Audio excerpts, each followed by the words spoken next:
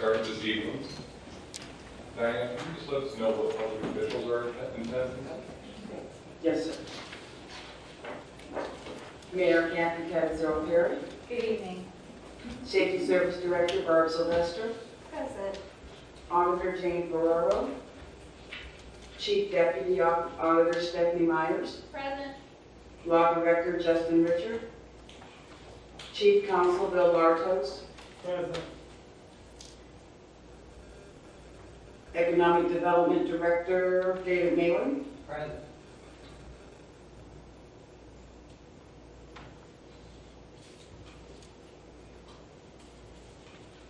Income Tax Budget Director Lori Katapides-Boron. Present.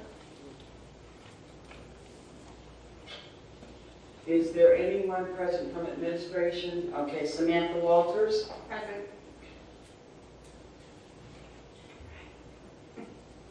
Is there anyone else that I missed from administration? That's it, President Pro Tem.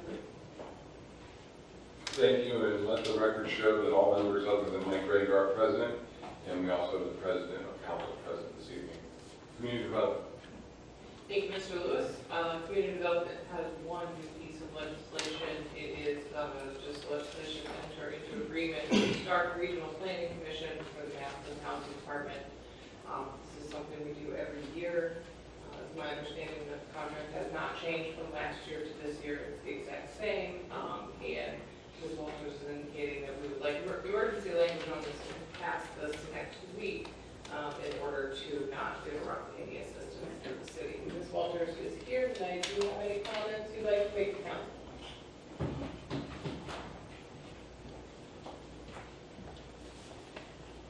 Good evening. I just want to let council know that I did receive this on November 18th, but because of the way the meetings fell, I submitted the legislation request that same week, and this would be the first opportunity it's had to come forward to you. So I do apologize for the late review on this, but it is the same, and the amounts have not changed since at least 2017. That's as far back as I went to look at that. Any questions for Ms. Walters? Mr. Garrett? Just maybe a little bit of clarification. Do they work in tandem or together with our planning commission? What do we do? What do they do? So what the Regional Planning Commission does through this contract is they write up the work specifications and do the inspections for our rehab programs. We do receive the money for that through regional planning, through a consortium. So then they have staff there that does the inspections and write-ups for the rehabs that we have, things like that. Environmental and historical reviews if needed. Thank you. Anybody else? Okay, that's all for that one. I will sign this and get it on the agenda for next week. The only other remaining legislation for community development is the redistricting of the wards, which is up for third reading next week. Any additional comments on that? Okay, that's all. Environmental. Nothing from environmental. Health, Welfare, Building. Nothing this evening. Parks and Rec. I have nothing. Police and Fire. I have nothing. Public Utilities. I have nothing, Mr. Lewis. Rules and Courts. Thank you, Mr. Lewis. There are two new pieces this evening. The first item is please prepare legislation. Please prepare legislation to approve the current 2020 replacement pages to the Massillon codified ordinances. This is something that we do toward the end of every year. It is marked with the emergency language, so I can't speak for Mr. Gregg, but I would maybe assume you want to get this moving next week. One question I have, is this submitted by council? It's not signed by the mayor or the auditor. Do we know where this came from? It's through council. Okay, thank you. Are there any questions or comments on this matter? Okay, this will be on the agenda for next Monday for first read. I will sign that and pass that to Mrs. Sterritt. The second item is please prepare an ordinance requesting the City Council of the City of Massillon, Ohio to consider and vote to accept the agreement of the City of Massillon, Ohio and Massillon FOP Henderson Lodge Police Officers Association Gold Unit. This is marked with the emergency language as well. The reason is to accept the agreement within a time frame of contract acceptance. I believe we will have probably further conversation next week, as this will be on the agenda for first read, which I will sign and pass to Mrs. Sterrett as well. Are there any questions or comments regarding this piece that the administration could speak to should they want at this moment? Mr. Sterrett? Just one more time question. Will we see a copy or some semblance of changes maybe before that? Mr. Bartos, do you have anything to speak to that?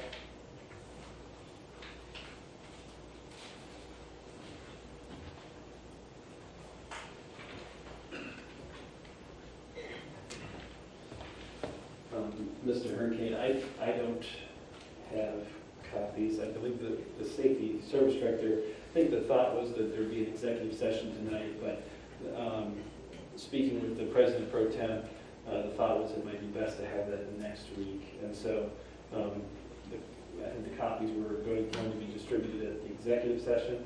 I don't know if the safety service director can distribute those now, but I think oftentimes those are considered confidential, so that's why they were going to be discussed in the executive session. So, Yeah, we'll have an executive session on this at next week's regular meeting. Mr. Lewis? Just to clarify, there's been a question or a debate going on for the past, I don't know, few months or whether or not about the legality of having executive sessions during work sessions. Because we're technically not in a body that is voting, and then executive session requires a vote in order to go into. So Mr. Bartos and I talked about that.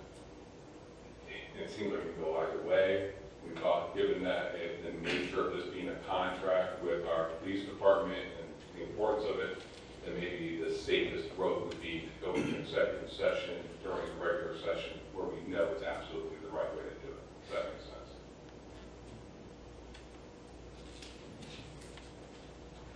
Those are the only two new pieces for rules of course today. Oh, I'm sorry, Mrs. Lewis. Will we be able to then have this on the agenda for next meeting as well? Or are you indicating that, oh, were you just going to say that? Were you going to say this was going to be on the agenda for next week? Well, I do intend to sign it, and I will pass it to Mrs. Sterrett. If she signs it, then it'll be on the agenda for first read at least for Okay. next week. All right. Yes, I just wanted to make sure that we have an opportunity to discuss it. absolutely. Thank you. That's all for rules of course. And then I'll also add, if lengthier discussion is needed, we have another piece that I'll be talking about tonight that might require a special meeting on the 27th. So if need be, we could always add an extra, look at it if we need to get this contract taken care of. Because on the 27th, we won't have any other business unless we have a special meeting, since we have to clean everything up by end of year anyways. So, streets and highways.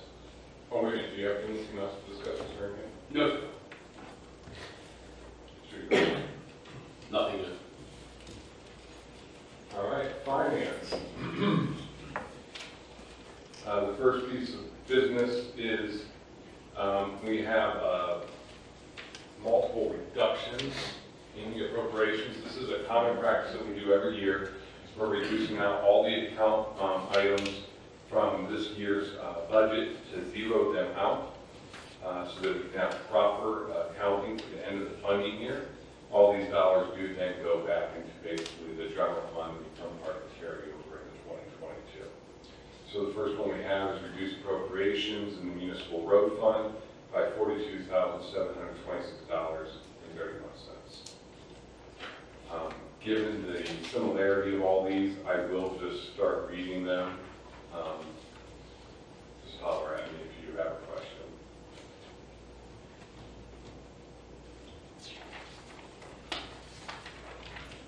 The next one is reduced in the school district TIFs by $2,757, developer TIFs by $20.72, and county collection fees by $16,878.05.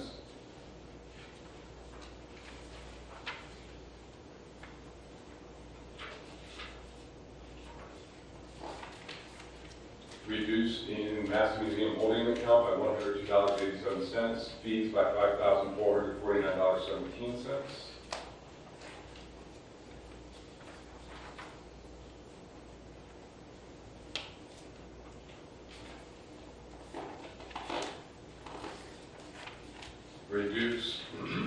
tax increment fund by $5,872.71.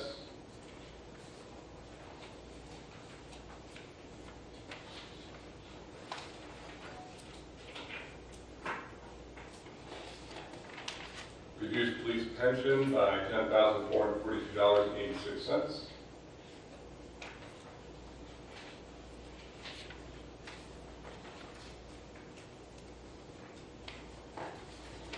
And reduce fire pension by $80,877.34. We do have one other one that we do not have in front of us right now. It is for the clerk of courts. They are currently working on that, to get that final number. We are hoping it is here by Friday. If it is here by Friday, I intend to give my verbal, and if one other member of the finance committee gives their verbal as well, we'll be able to see it on the agenda for Monday. Otherwise, we would have to use the 27th as a special meeting for that, as well as anything else that might be cleaned up by your time. This next piece is please prepare an ordinance authorizing the auditor to pay various 2021 bills that have been received, and that will be received by her office between January 1 and March 31st of 2022, and to pay them out of the 2022 appropriations within the various departments in the city of Massillon. So what this is for any services that may have been rendered to the city here near the year's end that we haven't received an invoice for. Maybe the invoice shows up in January, we need to pay for it. We can't pay for something in January 2022 using 2021 POs. So we just have to do this so that they have an avenue to make sure we are able to pay our debts. Any questions? Yes, Ms. Green. I'm just trying to follow all of these, when you're zeroing out these funds for the year. If I look at my cash statement, I'm expecting to see these dollar amounts in the ending balances, but I'm not. I'm already zeroed out on this cash statement, so what am I missing? Zoe? Yeah. All of these accounts are just a holding account. So as money comes in, it's getting distributed to where it needs to go. So you won't see any cash in any of them because we've already distributed the money to whether it was police and fire pension or like the schools, Massillon and Perry from the TIFs. So we are just reducing the appropriation. Like we don't know how much we're going to owe them. So we're, in the budget, we're expecting to get so much revenue, and then we're saying this is how much then we would pay out. But there's always going to be more that we expected to pay or expected to get, but we're never giving money out until we get the cash in.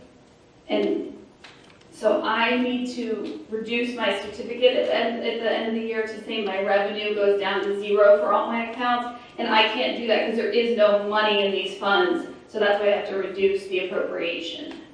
So what you're saying then, and maybe this will answer, so Yeah. the very first one we did, the municipal road fund. When you look here, we have a general municipal road fund, but the specific account that we were reducing was the Erie Street South Resurfacing Project. That doesn't show up on your sheet because that's an account within that fund. So that's why your end balances are larger than what you're seeing here, because there's multiple accounts with it. But doesn't that all roll up into that one account, 1409? It should all roll up into 1409. Even though you have some accounts in that 1409 account, it should all roll up into 1409. That's where I was just expecting to see that dollar amount, at least in the ending balance, so. No, there is no cash in any of these funds. That's why I need to reduce them all. So we over the budget is what you're Correct. Yeah, we're not sure at the beginning how much we actually do need to expend out. So we'll do a little higher than we think. We can never get it right on, and then we need to reduce it to make the fund 0 at the end on both the revenue side and the expense side. Where the statement of cash position is the actual cash that's in the account. Right. And these are based off of the budget as well.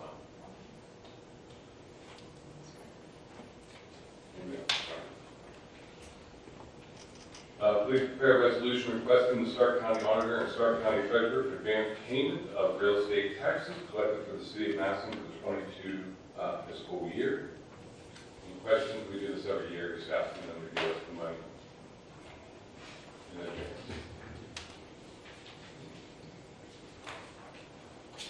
I'll go over the transfers.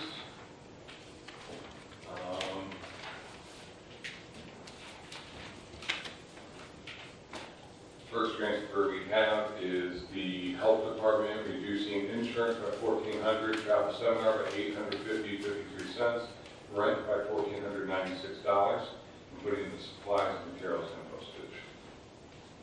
Again, please just stop me as I go through these.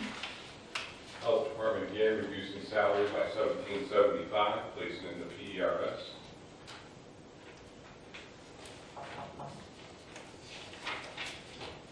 City Hall and public buildings reduced by $56, placing it in PERS.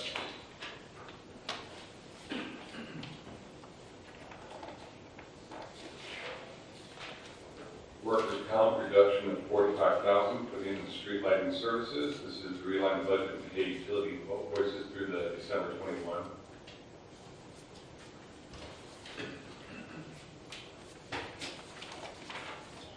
And with reduction in Medicare by $2.50 in PERS to realign the budget. That is all my new. We do have some old here, and the one piece of old that we have, I believe, coincides a little bit with something that's going along with rules and courts. It's the 168 and 177 ordinances. I believe 168 is up for third reading and 177 is up for second reading, if that's correct. Diane, are you able to confirm that for me? Let's see, 168.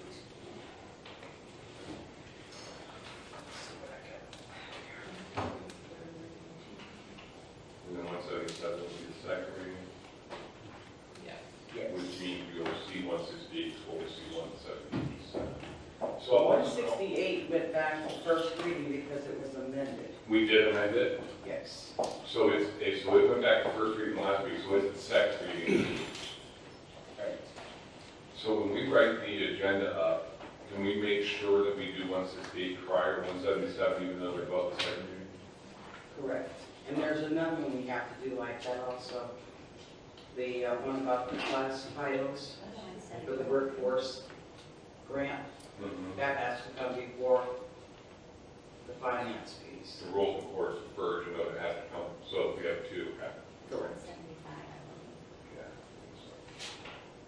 All right, I will ask Doctor, you got another title, Mr. Bartos, if you can come up and explain what's going on with these two pieces of legislation.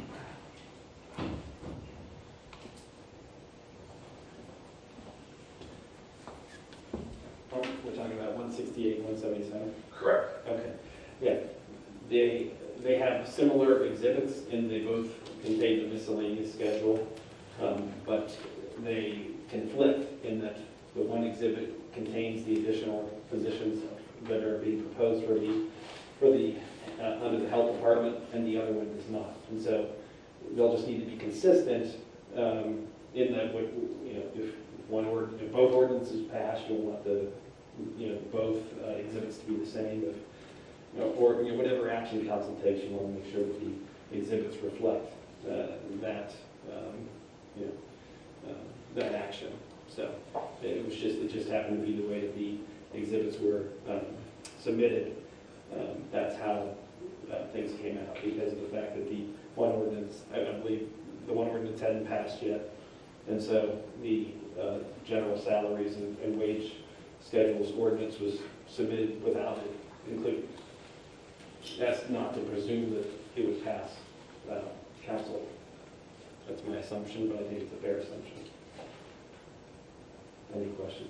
Seems like there's potentially some confusion, but if there's any questions, let me answer. So 177 is just going to follow along with 168. So it may have to be, it has to mirror and be amended to match 168. The miscellaneous schedule. If you look at both items, they both have a miscellaneous schedule attached. The item for the health department includes the addition of the admin assistant position. 168. Under 177, that position has not been added, because 177 is just a general increase of the salaries and the currently existing positions. I think I'm assuming that it wasn't assumed that that position would be necessarily added or not, and so that's why it was submitted as such. It just took the current positions and increased them all. So And these are the health department clerical positions, correct? the admin assistant positions, yeah. That's what's on 168. You want them to be consistent, is my point, just to make sure it's consistent what the exhibit reads. Ms. Lippman? Can I just confirm that if 168 should pass, that those administrative assistant positions then would also receive the wage chart that's included on 177? Well, that's... Because you're saying that you did not include it in this, in anticipation of this may or may not passing. Yeah, I don't make the exhibits. I merely help Diane with the ordinances. I noticed an inconsistency, and so I'm reporting that to you here, okay? And so I didn't want you to vote on these next week, and then there'd be an inconsistency and have somebody ask, wait a minute, which one do we follow, okay? So the question is, would they get the increase? In my mind, it's being created at that time. I think it would stay with the position, the wage as it's created. So, but that's not my decision. So, I have a question. yes. Then wouldn't this have to be amended as far as the schedule itself? Correct. Not the ordinance, but the Correct. schedule Correct. to To include, include it. because 177 pertains to all the employees of the city of Yeah, Massillon. that second page Mm-hmm. of the miscellaneous schedule, just under the health department, just needs to be consistent. Okay. It either needs to contain Mhm. the admin assistants, or it doesn't. Right. Yeah. I will get with Lois then, because she submitted this to me with this. Perfect. Yeah. Then we can make a nice clean version instead of the version we had to make with the handwritten version. That'd be great. Correct. Yes. Okay. And so, Does anybody have any questions regarding the merit of what these legislation pieces are wanting to accomplish? We can let the technicalities work themselves out, and hopefully we have to take on Monday. Mr. Lamar? If we amend either one of these, the way we're talking, are we going to be able to get them done by the end of the year? Because we're going to put it right back to first reading again if we amend it Monday. As long as we suspend the rules.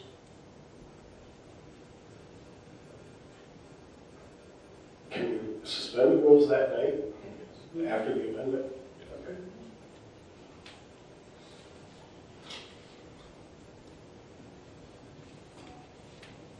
Okay, and then the other piece that goes along with this is the appropriate acceptance of the $180,000 grant. Is that all right? That's not Mr. Bartos, I understand. So all that will be working in conjunction with each other. The updating of the classifications, the accepting of the grant, essentially creating the positions that this grant has asked us to create. Is there any discussion, opposition, in favor, anything that wants to be brought up this evening? All right. Then I will move on to the budget section. Is there any further discussion or questions regarding the budget? We did table it until Monday, and it will be up for passage. The only amendment I'm aware of is amending the law director's salary down to reflect the actual pay that he is to receive. Are there any other discussion or amendments or any other issue that they would like to have brought up this evening?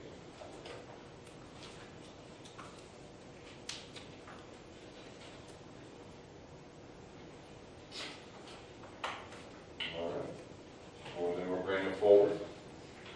Next Monday, Ms. Boron, did you want to bring anything up regarding the budget?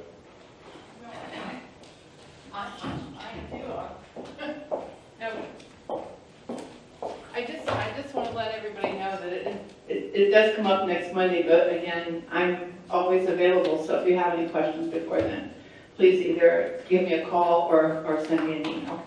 Okay? Well, if we have nothing else to do with that, I'll make an amendment on Monday that will amend down that salary within the law department, and bring that back into line where it needs to be.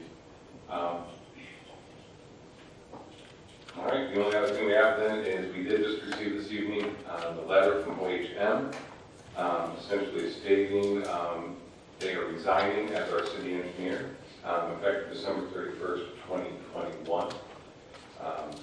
So I believe I just received a phone call on my way in with you guys up, so I think this is probably fairly fresh, even though it's dated December 10th. But does the administration have anything they want to say regarding this letter?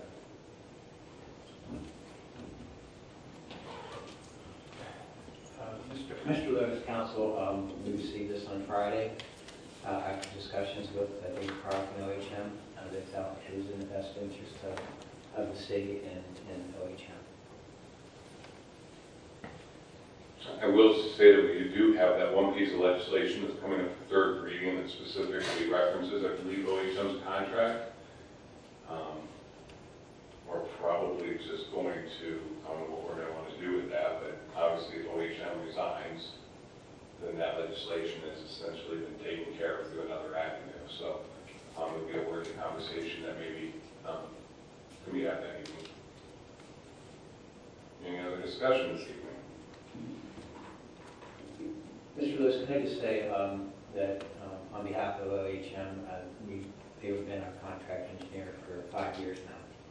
And I can't speak highly enough about their services they provided us, Dave Croft and Jason Field. Mr. Hurricane was at the governor when he was here. That grant that we received for our A Street sewer, they prepared and did, Jason did. We received $619,000 for that grant. I can tell you from a personal basis how many times I've been asked for stuff. I can give you an example when we were dealing with the zoning update, contacted Jason, they contacted their person there, talked with them, got some information, provided me their zoning updates that they've done, stuff like that, I think at this point in time, we'll probably, if we go down, and I'm not here to debate the engineer versus contract, but that's something that we probably wouldn't have been able to do if we just had a program engineer. That being said, I think our plan is to go ahead at the beginning of next year and to put out for a full-time engineer, but also for a contract engineer with the caveat that they could not bid on businesses which has been issued. We're doing that for a couple of reasons. One is if we can't actually get a full-time engineer we think is fulfill the needs of the city, we may not get any contract people bid on that either, but we thought we'd cover our bases.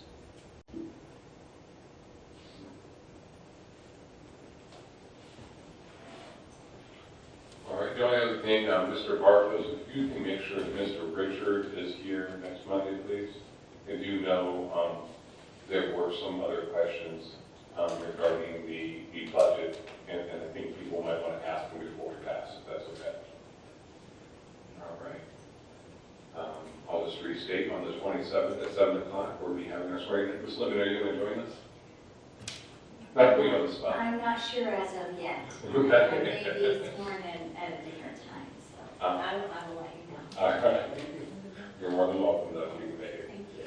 And then we are, we won't have a lot of business at that meeting because it is the last work session of the year without another meeting, but, we do have that half-hour time slot before swearing in. If we have to have an emergency meeting between anything else, we can utilize that time.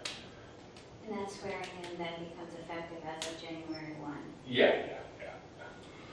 just to clarify. That's important because if for some reason something happened, we needed to call a special meeting up until then, Ms. Lippman and Ms. Sarah would still be the council people. You can't reject it. Will be soon. Do you have anything you want to add today? All right. That is it. Thank you. Oh, Mr. Terry.